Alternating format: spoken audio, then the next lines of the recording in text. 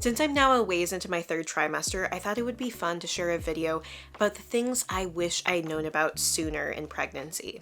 First, I want to share a list of what my absolute necessities for pregnancy are, little products or things that saved me time, energy, or made the whole experience less painful or unpleasant. And then later in the video, I'll share things I just wish I'd known before pregnancy, maybe how I'd approach it differently. And I really wish I had seen this video before my whole pregnancy to make the whole process easier, less overwhelming, and so hopefully that'll do this for you. I'll also be sure to link everything I can in the description box below, but this video was not officially sponsored. I also think my perspective is helpful because this will be my first baby, and so all of it is very fresh, and I'm keenly aware of the things that I did not know that I do know about now that I just wish I knew about sooner.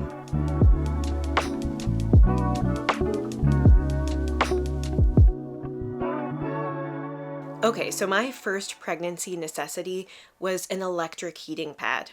And I love this one. I'll link it below. I like that it's fuzzy. I like the size and shape of it. I like that I can put it on my back or drape it over my knee or put it under my feet. It's really versatile, and it also automatically turns off after 2 hours so that if you're forgetful and leave it on, it will turn off. It's also pretty affordable, I think at around $30, and I was able to buy it with a coupon. It also has this controller where you turn it on and you can put it up to whatever heat level you want. I think there are like 6 levels, so you can adjust how warm or hot it is. And it really helps with pain. I feel like pregnancy does bring on just little bits of aches and pains, especially for me in my back and my feet, and so this has just been a total lifesaver.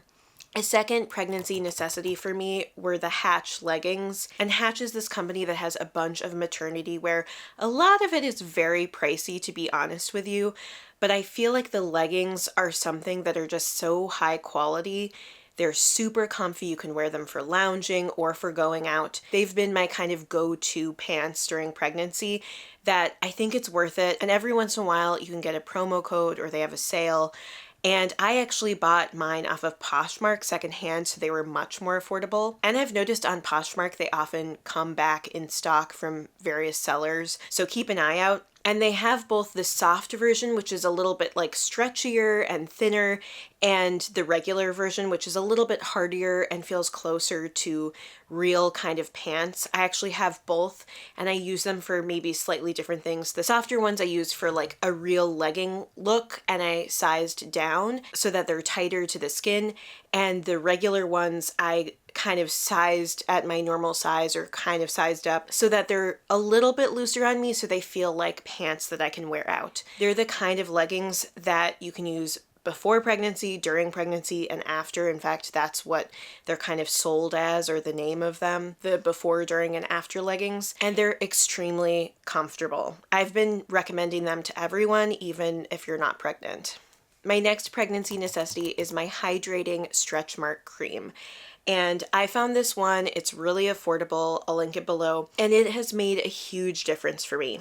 Now, first of all, I want to preface this by saying, like, as humans, we get stretch marks. I think pretty much everyone at some point in their life will get some stretch marks. So I'm not trying to stigmatize stretch marks by any means. I think it's a normal part of growth and changing and a developing body. I like the fact that I have used this basically once a day, every day, sometimes 2 times a day. I have not experienced any new stretch marks in my pregnancy, even after a lot of, growth and weight gain and all that. And for me, it's also more than about the stretch marks. Putting this on every day has hydrated my skin, has made me feel less itchy, which was a huge problem for me. And it's also this little momentary ritual I have just for myself that's soothing and relaxing in the morning. I put it on right after my shower, and it kind of keeps that moisture in and keeps my skin feeling healthy. Again, everybody's body is different. You might still get stretch marks even if you use this. I don't know to what extent my lack of stretch marks is due to this product, but at least for me, I was really pleasantly surprised. A fourth pregnancy necessity have been lemon ginger hard candies or lemon ginger tea. Basically, these help a lot with nausea and just calming down your nausea a bit so you can kind of get by. These were a lifesaver for me, especially in my first trimester. They really just helped soothe my body, curb that nausea just a little bit, and basically just helped me get through the day. A fifth necessity are my vomit bags. And it's funny to be talking about this. Realistically, it's very possible you'll experience vomiting or nausea, especially in your first trimester. And having these around were not just a logistical help, but also kind of a psychological help, because instead of having to just like sit in front of the toilet for hours because I was feeling nauseated, I could go about my day and do things, but just have one of these at the ready so that if I needed to vomit, I knew it was right there. And basically you can buy a huge set of these, so you can stuff one in your purse, stuff one in kind of each room where you spend a lot of time, so that if you suddenly need to vomit, you are set to go. And I will say there were a couple of times that I was like, thank goodness I had these around, because I would not have made it to the toilet in time in those circumstances. Also, I will say I realize these probably aren't the most environmentally friendly option, so if anyone has a recommendation for that, let me know. But I really like that these just like squish down. They don't take up much space, so you can maybe fit it in your purse and then just pull it out and vomit when you need to. What's funny is my mom happened to discover these around the same time I did, and she purchased some, and she was kind of joking how they're so multi-purpose. Like, you could even bring them to the movie theater and use them to split and share popcorn, like put some of the popcorn in one of them and eat out of them, which I think she was just joking about, but that's just a hilarious idea. The idea of using these vomit bags to eat out of, not the most appetizing. One last thing I'll share about these is what's nice is once you use the bag, if you know what I mean, you can just pull it off of this piece of it and then just tie it up and throw it away, so the cleanup is minimal. Another pregnancy necessity for me has been slip-on shoes. I personally love Kizik's because they have normal looking lace-up shoes. I've got these white tennies, but they also have more athletic looking shoes or lounge shoes, and you literally can slip them on your feet and you don't have to bend over at all. And I've had these actually even prior to pregnancy, but they have been such an additional help in pregnancy when it's not pleasant to have to bend over. I've had those shoes for maybe a couple of years now, and they're hardy, last a long time, and are extremely comfortable. My husband Andy also loves Kizik's and wears them for long days he's working at the hospital. Another one has been my favorite pregnancy pillow, and this has really helped my sleep at night. My favorite one is this wedge one, where you kind of put it flat and lie down in between, and it helps support you as you lie on your side. What's nice is it's adjustable here with some Velcro as to how far apart these are, which you can adjust at various points in pregnancy. It also comes with this extra little piece that you can just kind of like wedge behind your back to make it more comfortable and to have more support. I don't always use this, to be honest, but I really like that these aren't too big of a wedge. They're not so constricting and overwhelming. It's also the same on each side, so it's easy for me to toss and turn a little bit at night, but still have that comfort. Some of these big ones are like forcing you to just stay in one position the entire night, and realistically I like to move a little bit, so I found that this one is my favorite, and I will link either exactly this one or basically this exact one down below. Another pregnancy necessity for me has been comfortable slippers. My feet have been hurting so badly, and I feel like it's beyond just supporting more weight or something. I've heard something about how the ligaments in your feet kind of loosen because of the hormones or something. I don't know, correct me if I'm wrong there, but my feet have been hurting a lot, and I have really tiny feet too, so putting any extra weight on them makes it harder to get through the day and to do things around the house. So I just have gotten to the point where I always need to have some kind of shoes or slippers on at all times, unless I'm lying down. So I really love these cute fluffy slippers that I found for a reasonable price. I'll link them below. And I have one other version that I really like that are foam based and have this rubber sole. But I think having some cozy, comfy slippers that give your feet just a bit more support can really reduce the aches and pains across your entire body, because when you're walking around, if you just get a little bit more support rather than just always hitting the hard floor all the time, all of your joints and your entire body, I think, just is given a little bit of a break, or it's not quite as hard on your body. So I think it actually helps my entire body feel better to make sure that I'm wearing good shoe wear or slipper wear at all times. A ninth one are my favorite pregnancy and PJ lounge shorts. I like that they're easy to throw on, they're stretchy, you can throw them in the dryer too, it's totally fine, and they just have a little space for that growing belly and that growing baby. And then the 10th pregnancy necessity are good pregnancy books. And I will link some of my favorites below, but educating myself on the research and the data behind some of the decisions around childbirth and also pregnancy and early child care and caregiving is so helpful. I think informing myself a bit beyond just what I hear from my doctor or from the simple classes that I've taken has really made me feel more informed, and it's made me feel more like an active participant in this whole process. Like I'm not just overwhelmed. I'm coming from a place of some knowledge, being someone who really before this knew nothing about any of that. Like I really didn't know anything about babies, and I was a little bit overwhelmed at the idea of being pregnant, even though it was something we had wanted and all of that. I will say if there's one that you want to start with getting, I would really recommend this book, Expecting Better by Emily Oster. I will again link that below. I got both the audiobook, which is how I started with it, and then I also got this just as a resource, but it goes through from sort of a data-driven approach, and it covers a lot of the basic topics that you might want to know about. It even just helps you to know more about what you might want to inform yourself about more. And I think it's helpful because quite often the doctor distills down all of this research to simple guidelines or rules or recommendations for you as a pregnant person, but you don't actually know the numbers and the statistics. And to me, as someone who likes to be a more data-driven person, in my decision making, I feel like knowing where the research is coming from, what the studies actually looked at, and having somebody who's gone through the studies and evaluated the quality of the studies for me is so incredibly helpful. Now, it's not a perfect book. There are things I might have done differently if I were writing this book, and it's not the end all be all. You need to, of course, make your own decisions and consult your doctor. I think that's obviously the most important thing. But I think this was a nice resource for me to have. I have even looked back at the original research and the original studies where some of this information is coming from. Maybe I'm a bit of a nerd.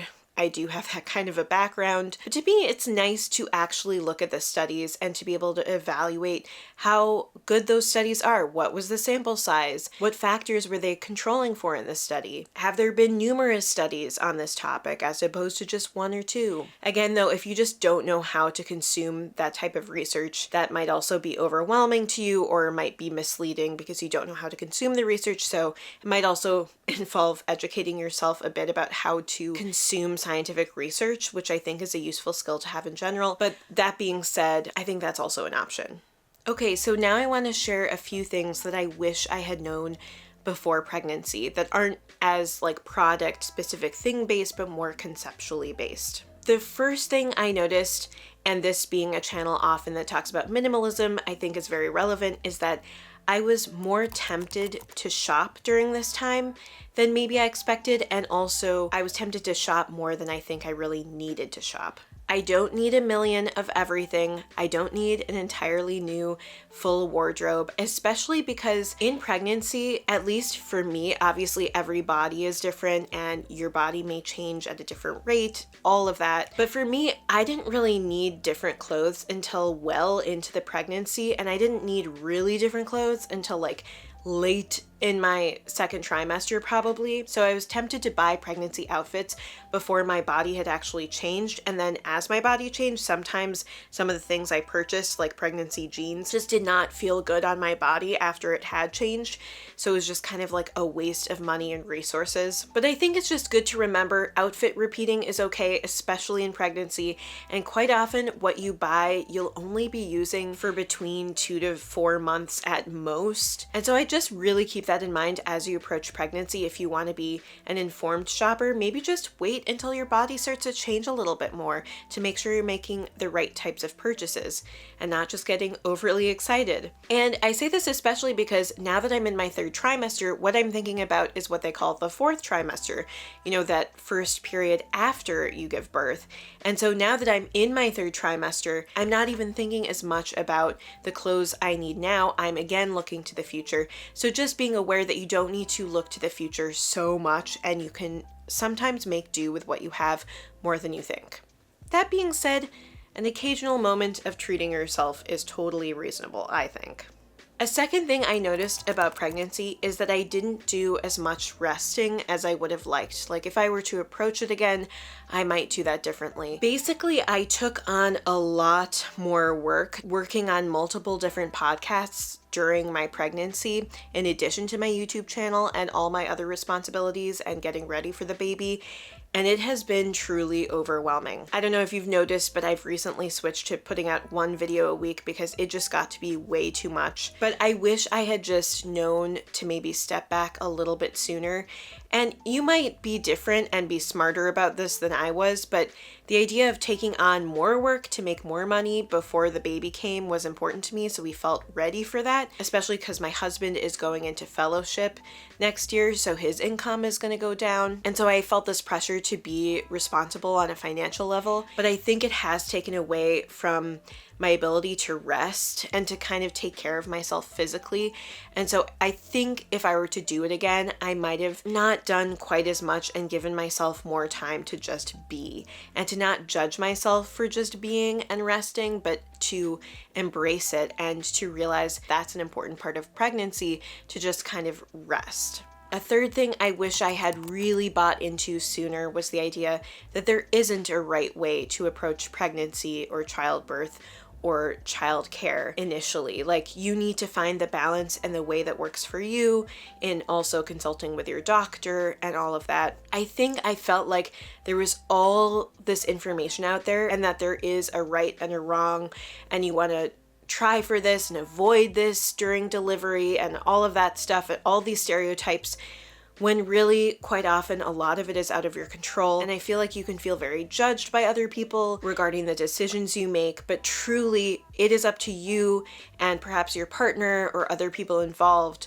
to make a decision that's informed, that's, you know, you're hopefully consulting with a doctor and taking into your own values and priorities, but there is no one right way to go about this. And I think I knew that going in technically, but I hadn't bought into that idea.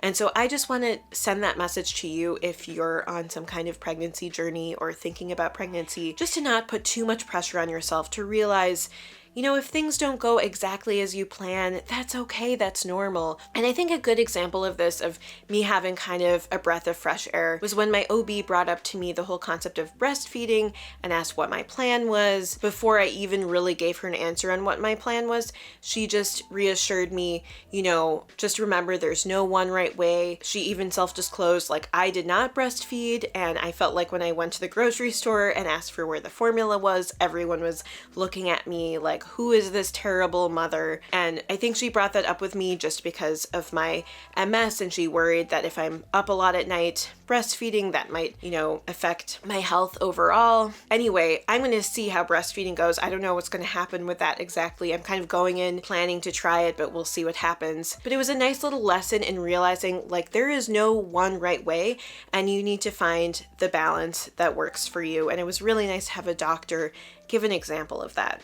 And I just want to add, I know breastfeeding is a very touchy, potentially controversial topic, so I'm not taking a stance on breastfeeding. I'm just saying it was a nice interaction with this doctor who just made it feel more normal to be like, you got to make decisions across pregnancy and across caring for a child in the context of your life, also being informed by research.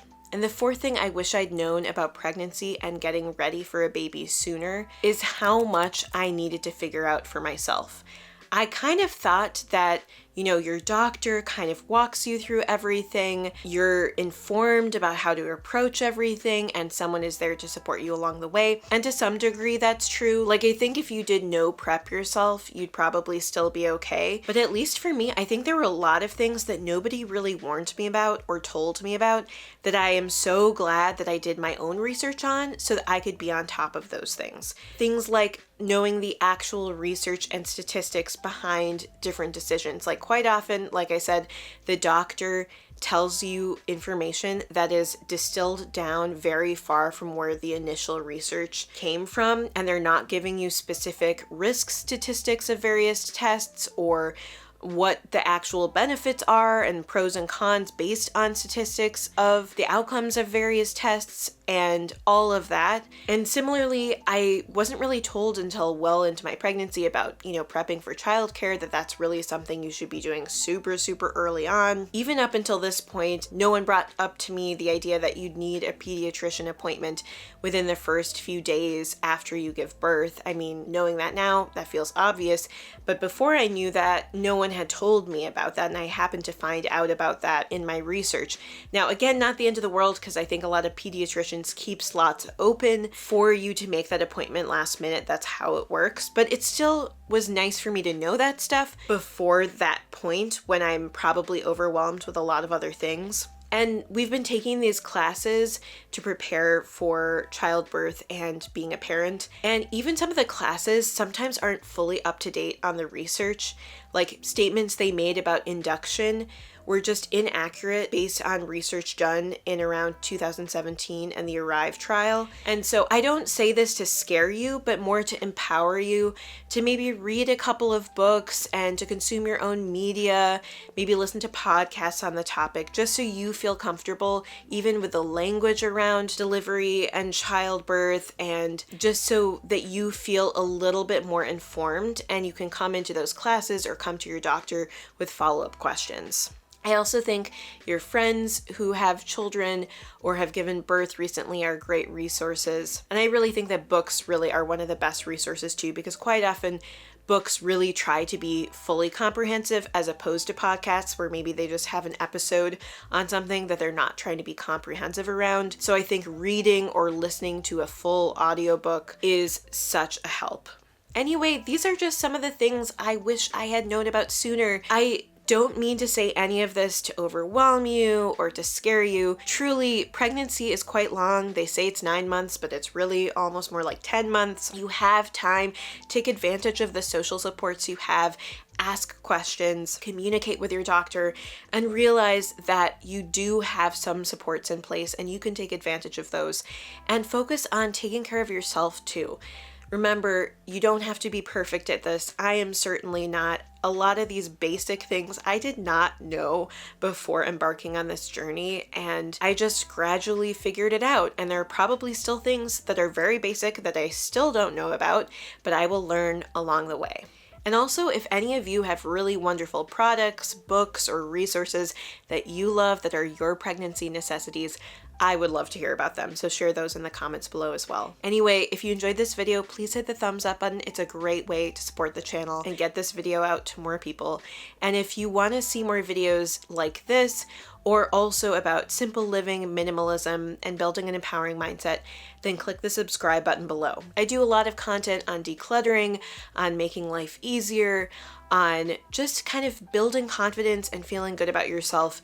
And so hopefully you'll join me for more videos. Thank you so much for spending this little bit of time with me, and I hope you have a wonderful rest of your day. Bye.